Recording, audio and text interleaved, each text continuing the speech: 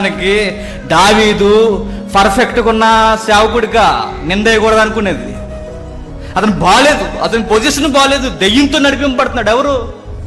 దురాత్మ చేత నడిపింపబడుతున్నాడు. దురాత్మ చేత నడిపింపబడితే మనం ఏం చేస్తాం? ఇంక తిట్టడానికి వెనక ముందు ఆలోచించం మనం.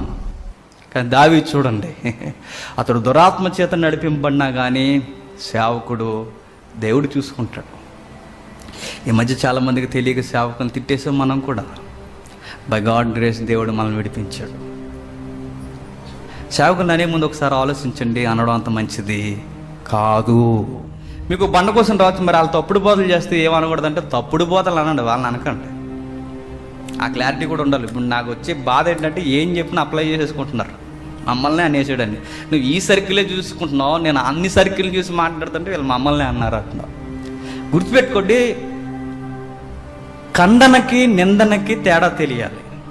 ఖండించడం వేరు, నిందించడం వేరు. బైబిల్ ఖండించమని చెప్పింది, వ్యక్తులు నిందించమని చెప్పలా. వాళ్ళ బోధన శైలిని ఖండించండి, వాళ్ళు తీసుకునే తప్పుడు నిర్ణయాలను ఖండించండి, వాళ్ళని బహిరంగంగా నిందించకండి. తప్పుడు బోధ చేస్తున్నారు, ఎండగట్టండి, తప్పులేదు. వాడు ప్రజలు మోసం చేస్తున్నారు, ఎండగట్టండి, తప్పులేదు. కానీ ఆ వ్యక్తిని బహిరంగంగా చేయాలనుకుంటే యెహోవా కలుగ చేసుకుంటాడు. అయ్యో బాగానే చేస్తాడండి డ్రైవింగ్, సడన్గా ఊగేసాడు, మరి ఏం చేస్తాం? ఊగేస్తాడు. అయ్యో బాగానే చేసేవాడండి, బాగానే చేసేవాడు, వెరీ ఎక్స్పీరియన్స్ డ్రైవింగ్ అయింది. బట్ గుర్తుపెట్టుకోండి, దేవుడు జోకడతాడు. ఎందుకు? పొడిసేయడానికి. మీకు అర్థం? జాగ్రత్త.